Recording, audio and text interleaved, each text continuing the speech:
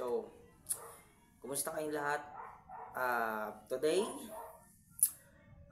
gagawa na naman tayo ng video tutorial patungkol dito sa pag-convert ng GGives into real cash. So, ayan, dati may ginawa na akong video patungkol dito. Pero, nung time na yun is mababa yung rates niya. So, ngayon, i-update ko kayo kung anong pinagbago ng rates natin dito sa ating pag-convert. So, ayan na, tatlo yung topic natin dito. Pinagsama-sama ko na para kung sakaling mag-i-inquire kayo is alam nyo na rin kung ano yung mga services na ino-offer ko. So, ayan na, load to cash and GGives is pay later, last pay later. Ayan. Tumatanggap po ako niyan. Paano nga ba ang proseso sa pag-convert? Actually, madali lang naman siya. Bali, ang gagawin lang is may tatlong way kung paano siya mako-convert. Unang-una is via pay bills. Via pay bills process. Pangalawa is via merchant process. Yung mga merchandise po yung is gagamitin nyo siya pang groceries. Ayan, yung mga tumatanggap sa store ng GGives.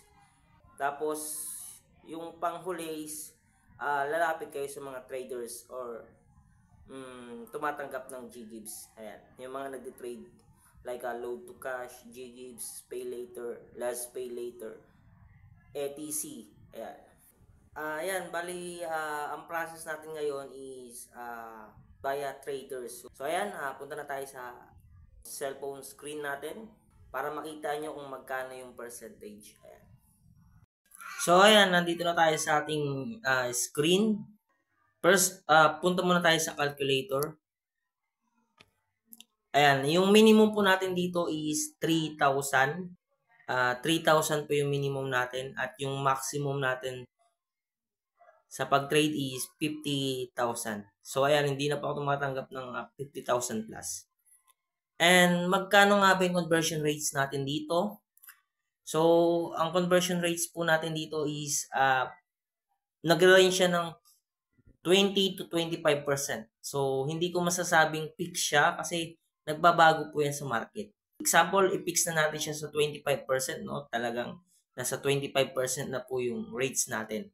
So, ang gawin lang natin is 3,000 minus 25%. So, ito po yung total na marireceive nyo. Yung 2,250. Ayun yung matatanggap nyo.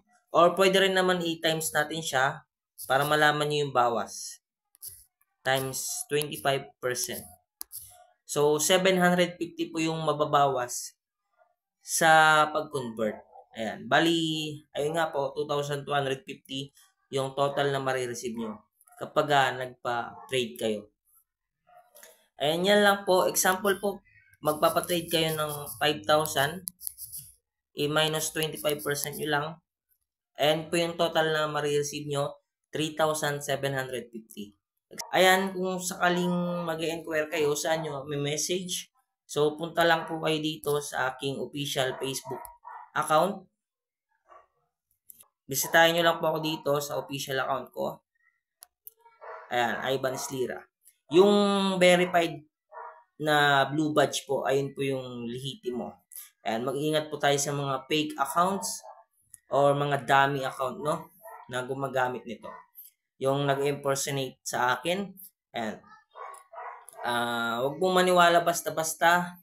At i-make sure na yung i-message nyo is yung naka-verified na po. Ayan. So, huwag kayong mag-alala guys. Yung link nito is ilalagay ko na lang yan sa YouTube description para hindi na po kayo mahirapan hanapin yung FB account ko. Ayan. Mag-direct message lang po kayo at i-follow yung account na ito. Ayan. So, yan lang po yung topic natin ngayong araw. Salamat.